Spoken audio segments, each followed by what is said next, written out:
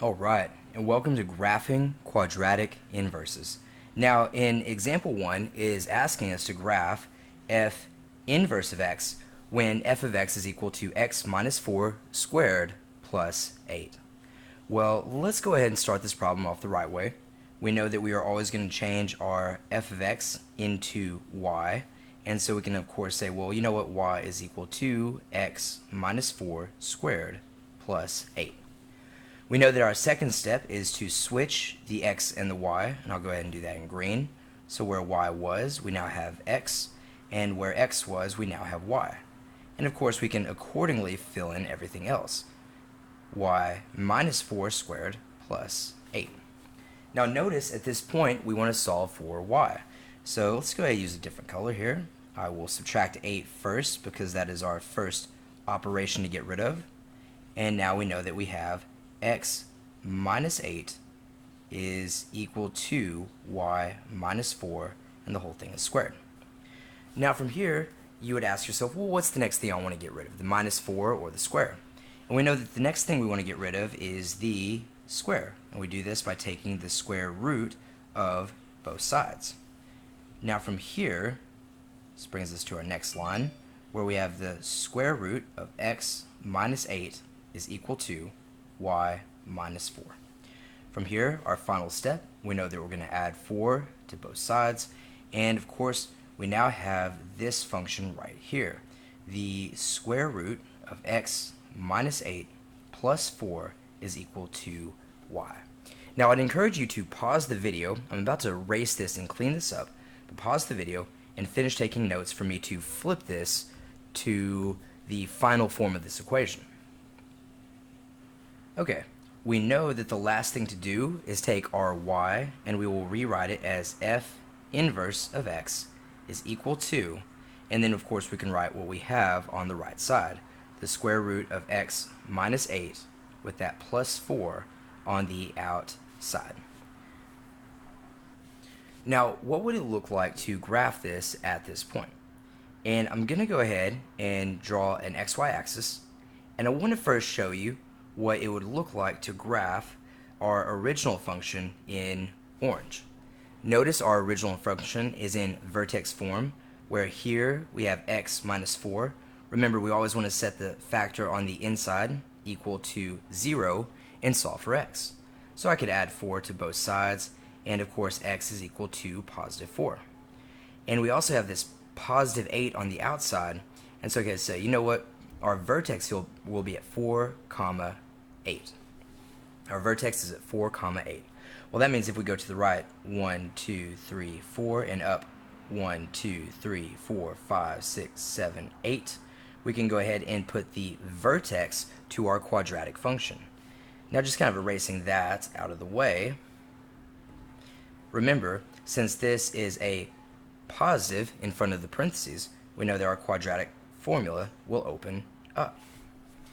Now, before we go ahead and graph the inverse function, I do want you to be aware of one thing. Remember, every inverse is reflected across the line y equals x. And if you'll remember, y equals x goes through the origin, and it has a slope of 1 over 1. So that line is going to look something like that. I want you to pause the video, and when you pause the video, I want you to ask yourself this question. If this vertex is at 4, 8, where should the vertex for our inverse function wind up? Pause the video. Take a guess. Where will be the inverse function of our vertex? And we'll do this in white. If you said that the vertex would be literally the flip of that, the flip of 4, 8, 8, 4, well, you're right. Yeah, if we go to the right 1, 2, 3, 4, 5, 6, 7, 8, and we go up 1, 2, 3, 4, which is about right there, we'll notice we have the vertex to our square root function. And for the purpose of this video, since this is a positive right there, and our x value is also positive, since those are both positives, our graph will always look something like that. Alright? Now, how do we get 8 minus 4? Like, how do we actually get that if you didn't know anything about inverses being flipped? Well, you would do the exact same thing. You would say, you know what, here we have x minus 8, and we'll set that equal to 0. We would add 8 to both sides, and of course x would equal 8. So there's our x value. And whatever is the constant being added on the outside will always be our y value. Remember, these are the rules for vertex form. Alright, let's go on to our second and final example. Okay, here we are in example 2, and let's go ahead and graph f inverse of x. Well, let's run through our steps rather quickly. We know that we change f of x into y, so we could say y is, wrong color. We could say that y is equal to 3 over 2x minus 9 squared plus 3. We know that our big trick to find the inverse function is to switch our x and our y. So instead of y equals, we have x equals 3 over 2 parentheses y minus 9 squared plus 3. Now, of course, from here, we're going to solve for y by getting the by doing our order of operations in reverse. We always get rid of our addition first, so we'll subtract 3 from both sides. It goes away.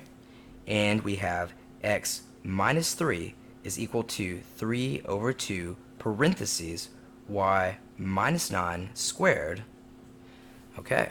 Now this next part's a little bit tricky. You might have forgotten this. Remember, we never want to divide by a fraction. So in order to get rid of this fraction, we're going to multiply by its reciprocal, 2/3.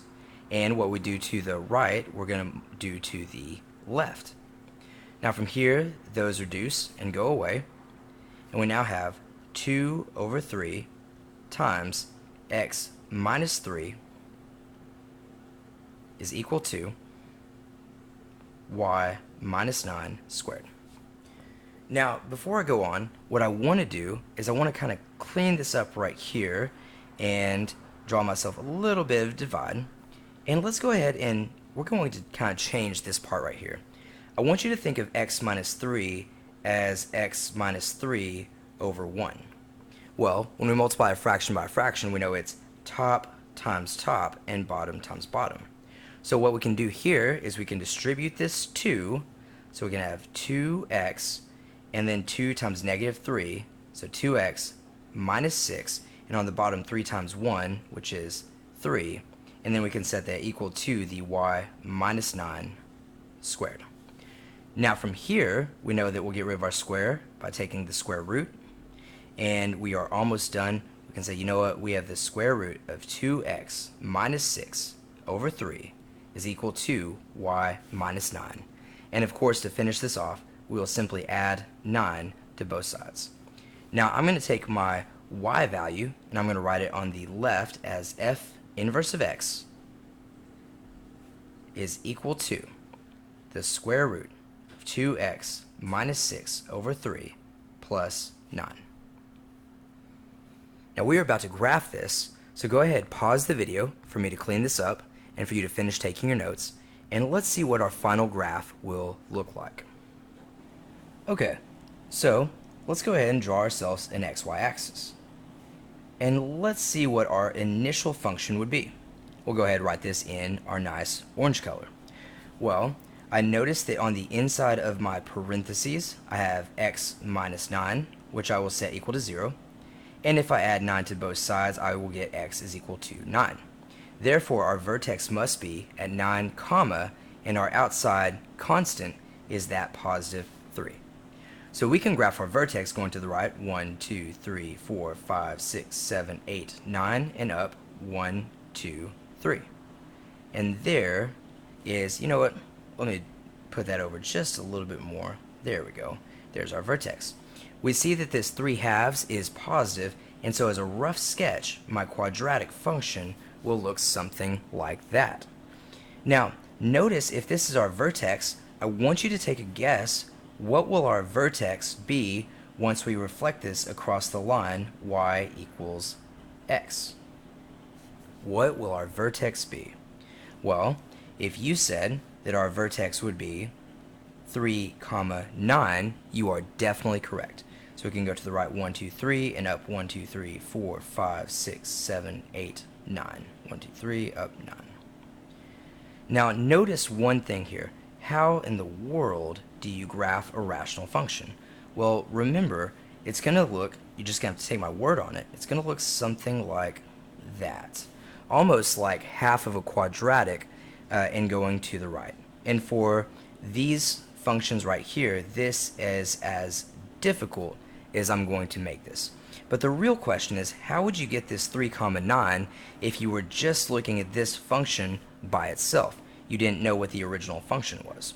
Well, the way that you do this is, and we'll do this kind of in 2 parts, you always take what's inside the square root, 2x minus 6 over 3, and you set it equal to 0. Whatever's inside the square root, you set equal to 0. And what would it be like to solve this? Well, the first thing we get rid of is the division. We multiply both sides by 3.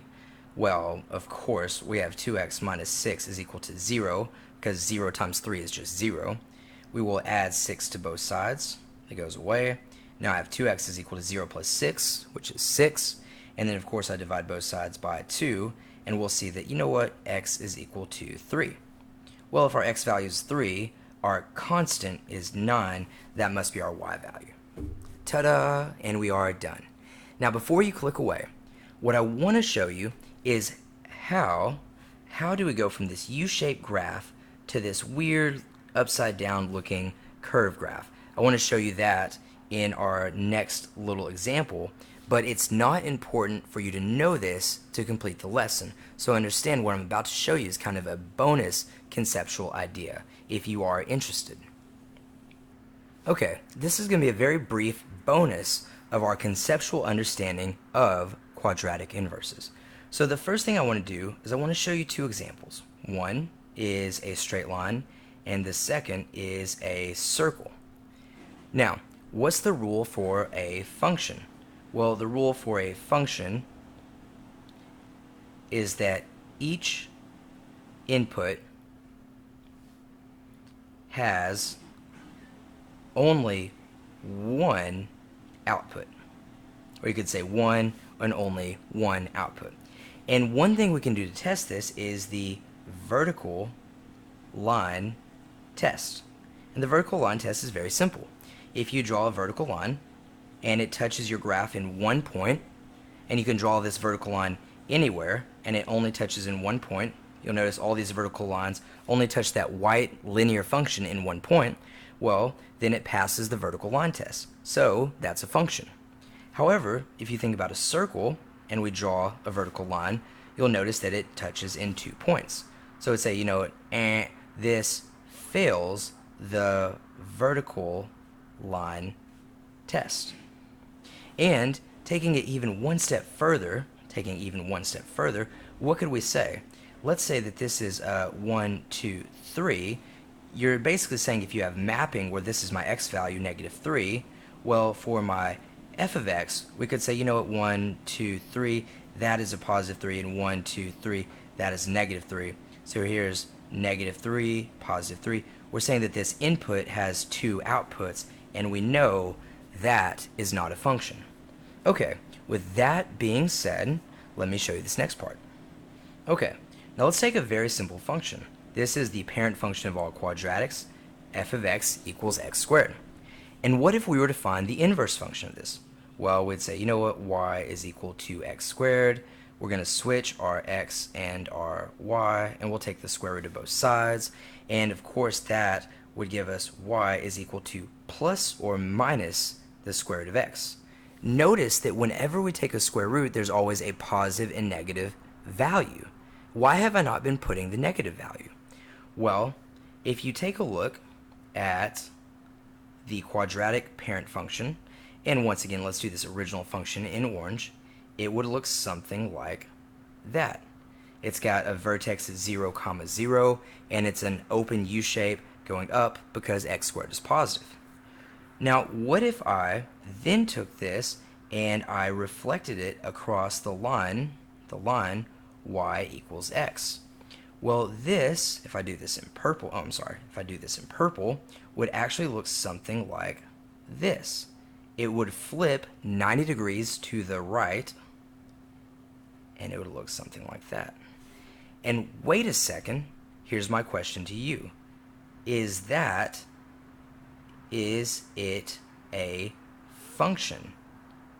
Is this inverse, the positive and negative square root of x, is that a function?